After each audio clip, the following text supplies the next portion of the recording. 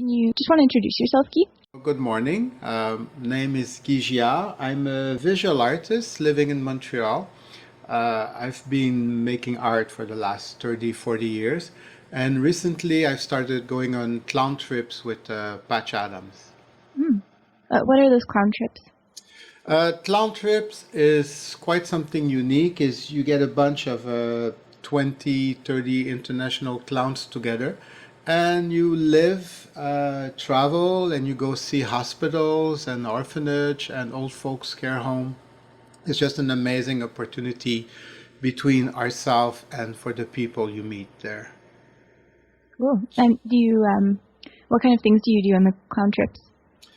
Well, it's different clown. I was never a clown before, so it's not about clowning per se. So I don't have any skills. I'm not a juggler. I'm not a magician or anything like that.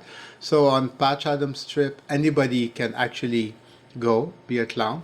All you need is an open heart, and it's about one-to-one meeting with the people there, giving them care, and of course it's true humor, and it just happens. So it's and you wear the red nose. And Patch Adams, just to give a bit of context, is a physician from the U.S., right, who completed medical school and founded and very strongly believes in free healthcare for everybody. Yes, totally. And for the last 40 years, he's been trying to get his hospital going. So there is the real Patch Adams. Many people confuse him with the actor Robin Williams, so they're kind of surprised when they say he's still active today. He's been traveling around the world for the last 30, 40 years giving lectures, and he has maybe about 4 or 5 clown trips around the world. So Guatemala, Ecuador, there was one in Morocco recently, and a few weeks ago I was in Peru with him. Okay, awesome. And so how does his philosophy enter into the clown trips? His philosophy is that everybody deserves attention, everybody deserves care, and you shouldn't not so much pay for it, but it shouldn't be an exchange, a service or something like that. It should be like a given that everybody should care and love each other. So when we're there, it's all about giving and it's all about sharing. Of course, there's many volunteering trips around the world. You can go teach, you can go build hospitals or do agriculture or so the clown trip is something unique and different, is that it uses humor to break barriers. The red nose is something magical. When you see somebody with a red nose, when the feeling is there, you know that you're in front of a safe person.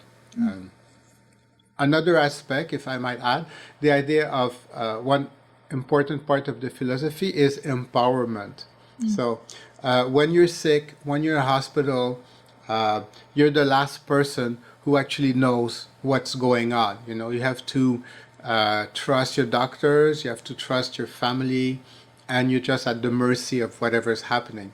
And then there's this clown come, and the clown is the person who is actually under you, and you can do anything to that clown. So it's not only about humor, but it's about empowerment, feeling that the person is actually in charge. So there's other aspect of self-esteem, of trust, and of the basic need of communication. And did you witness any of this happening when you were in Peru? In Peru, it was quite amazing. Each trip is quite different. In Peru, we actually went to where the people live in their own city, in their own suburb. In the other trips, you go to hospitals, so the people are taken out of their context and they're put together. We've went to, like I say, orphanage, hospital, and kids with AIDS, stuff like that. In Peru, you actually go in their own village And that's quite amazing, the energy that you find there, the positivity of the kids, the magic, even though they're living without electricity, without water, and running around barefoot in the garbage. Mm. Mm. Do you have any particular stories that jump out at you, or that you found especially memorable?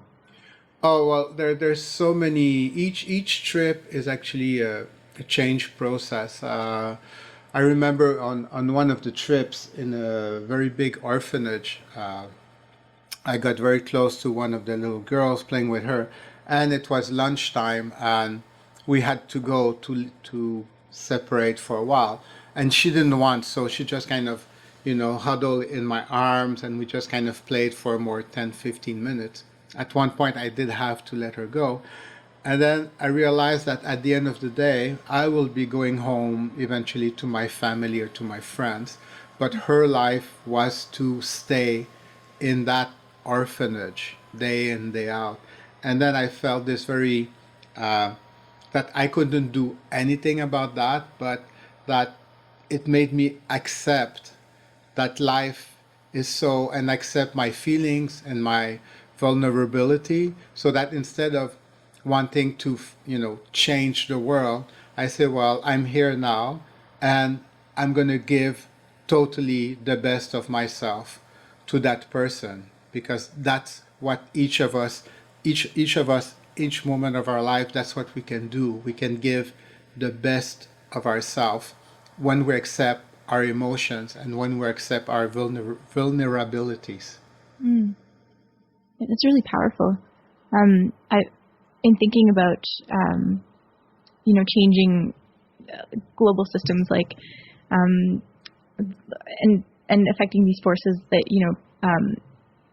create inequalities, I think that it's easy to get overwhelmed, like myself, and so that's a really beautiful message. Thank you for sharing that. Yeah, and I know exactly what you mean, because for years when I was making art, my art really concerned about social issue, the history of slavery, sexual abuse, the economic inequalities and stuff like that. And it's really through clowning that I found that the feeling of where I belong, where I could make sense of where my actions actually are making a difference in somebody's life. And through that somebody's life, then it can reverberate throughout the community. Mm. You've also taken other trips, right? So you just went to Peru. When was that? Peru was a couple of weeks ago in August. And then I went to India. Mm-hmm. Now, India, that's also another belief system, another philosophy. Mm-hmm. India, we work with people who had leprosy. These trips are very good also, like I talk about accepting your vulnerability, but also confronting what your belief system.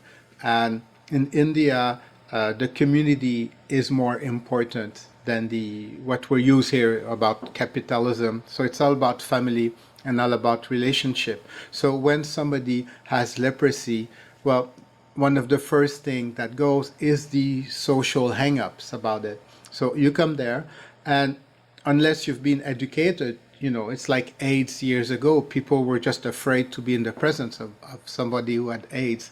And leprosy is the same thing. You don't know much about it. So we actually clown with these people, got in contact with these people. There's a video on YouTube of our trips to India, and that gives you a very good idea of what kind of community feeling there is in those trips. So in India, it was more, it was a different philosophy that you had to take as clowns. Yeah, also because, as I say, everything's about relationships over there, and as a man, I cannot touch, care clowning or love clowning, as I call it, is about humor, is about joy, but it's also about holding hands, giving a hug. In our society, how much we're kind of, you have to keep a distance from people. And in India, it's even more structuralized about keeping this distance. So it's a different way of clowning, but each trip brings you different knowledge about the people and about yourself. I was in Guatemala twice. I'm going back again next March. And again, this is when we say like Montreal is the most Latin part of Canada. Well, when I finally went to Latin America, I started to understand what they mean by this. I mean, we're very warm, touching, open heart kind of people. And that's what I felt a lot also in Latin America.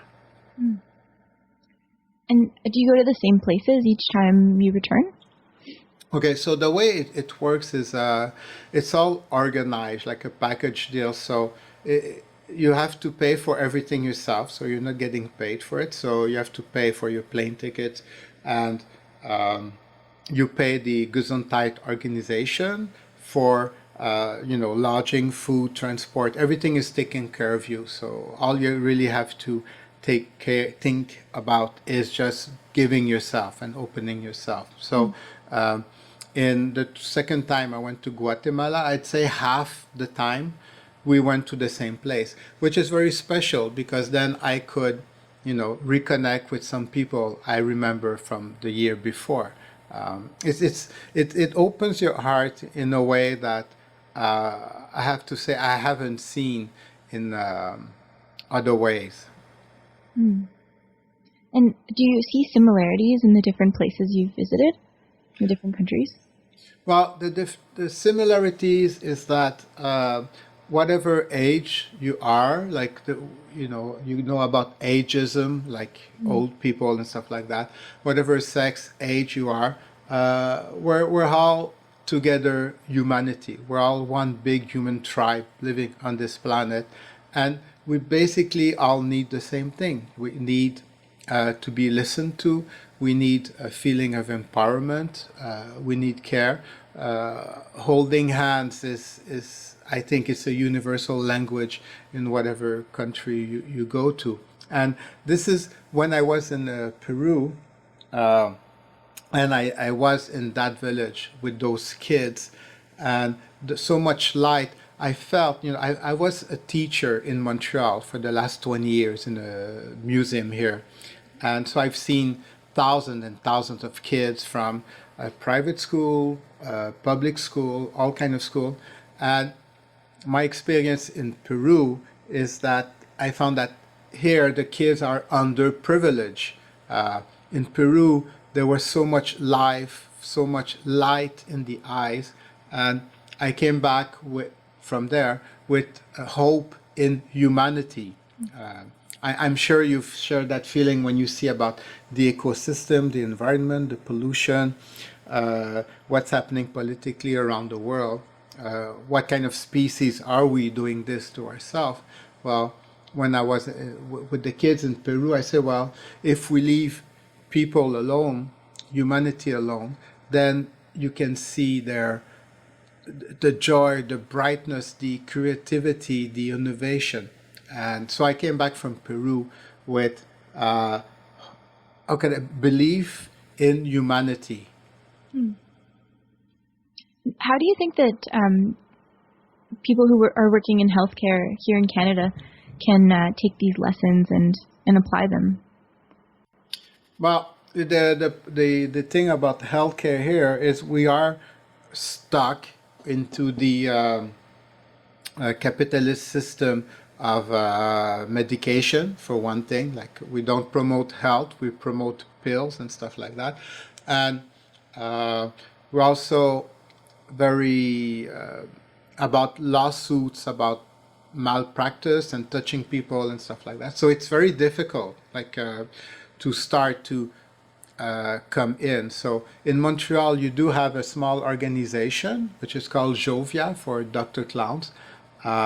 So it's making headways. You could say that we're in a movement of expanding towards a more human way to treat people. It's a bit the same with laughter yoga. I don't know if you heard about laughter yoga.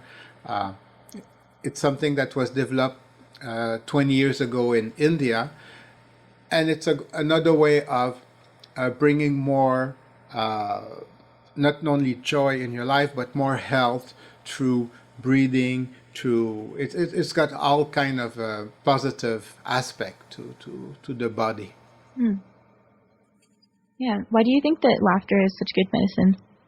Well, laughter in itself is actually there's a lot of biological studies being done in the last 20 years about laughter, and one thing that's been proven over and over again is that it's basically a big cocktail of hormones that gets into your system. We all heard about cortisol and all about the stress hormone, stuff like that. Well, the laughter actually brings the whole, not reverse, but the opposite side of the hormones. So our nice friend dopamine from chocolate, and for those nice sugary foods, and also so laughter actually heals the body through the hormones, brings you relaxation, and there's studies about being done with cancer patients. Also, it does slows down aging because it actually helps to clean the system through the oxygenation from the blood flow. And it's like now I've just spoken 1 minute about the biological effect, but anybody who goes see a funny movie, your mood, your whole feeling about life changes when you have humor. And one last thing maybe is that humor has to do with connection. So when you see a movie about humor, you see people, and you join the people on the screen having the humor. So it's like humor is not so much the underdog, but actually what happened is that humor is when we finally have communion with other people in a safe environment. You can only laugh with people you feel happy and safe together. As soon as you don't feel safe, it becomes very hard to laugh. So it's not so much about laughter, but laughter is the symptom of being in such a good spirit with friends. It's about being together. Yeah, it's very interesting to see health as a very relational idea, or relational state of being. Exactly, and so it's not so much laughter. It's like being playful. It's the same thing, and I'm sure you've heard about these studies from years ago about newborn babies, the difference between those who were hugged and just seen, taken care of, and those who, because of war circumstances, didn't have time to be held, to be taken care of, and babies who are touched develop much better, much faster, as opposed to people who are babies who are left behind. Mm-hmm. Yeah, it's very important for human development, and yeah, I know in my own experience, I can't make it alone. Like I need my community in order to be healthy. Totally, yeah, totally. Mm-hmm. And so, how did you get involved with the Gesundheit Institute? Well, like I said, I've been teaching for the last 20 years, and I was giving more and more lecture with a lot of humor. So I decided to take a laughter yoga class, became laughter yoga teacher, and I started to do a lot of research on humor, and I finally wrote to Patch Adams. If you see his videos, he always says, if you write to me, I will answer. And it's true. He doesn't believe in the internet. He doesn't believe in modern communication.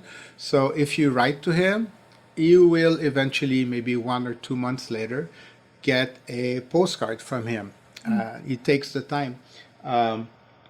So I wanted to do an interview for him for an upcoming book I'm working on. And he invited me because the only way to meet him was to go on a trip. And this is how from one thing led to the other. 2 years ago, I ended up for the first time being a clown in Guatemala. There's no, I mean, of course, we always worry about money and stuff like that.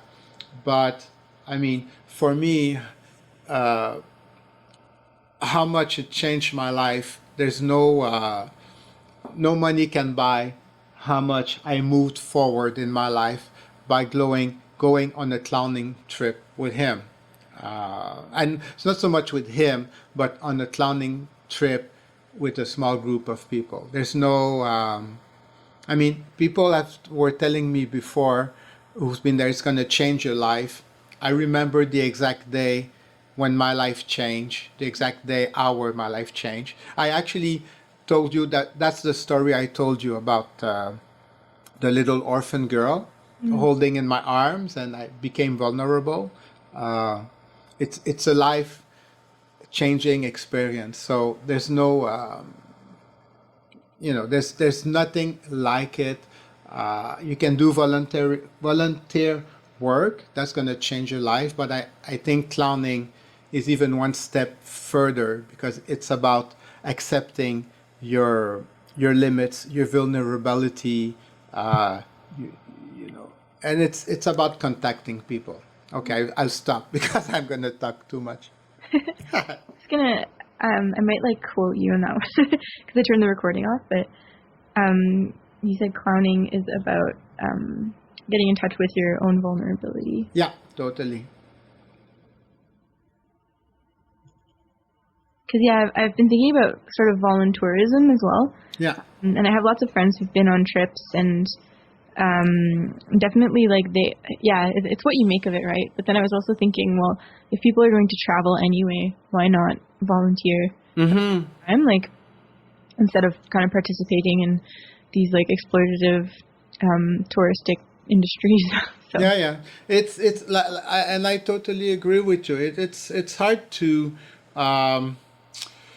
make sense when you see so much exploitation, and you say, well, if I do this, what are the consequences of this? And I totally agree with you.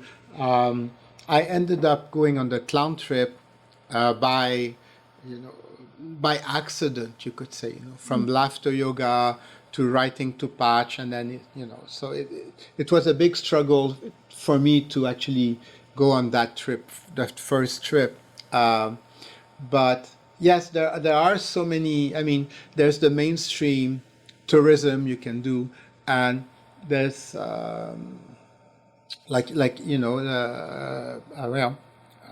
helping volunteer tourism you can do. They can be expensive, so it's but again, of course, I talk about my experience from what I've learned from clowning. It might, not everybody might feel the pull for that. I mean, when I clown in Guatemala and the other places, I'm with 20 other people.